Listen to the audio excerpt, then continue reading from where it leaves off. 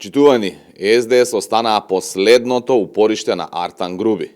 Само СДС не се оттргна од Груби. Месец дена СДС молчи за Груби. Да не беше СДС и нивната желба за власт по секоја цена, во прв ред немаше воопшто да се случи Груби.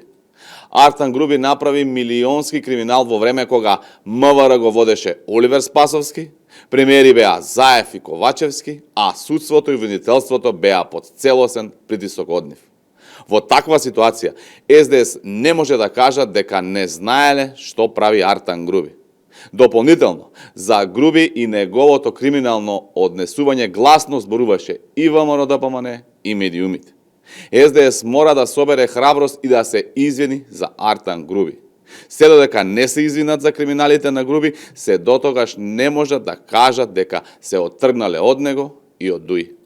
Само целосно соочување со реалноста и извинување за Груби ќе значат за СДС нов лист.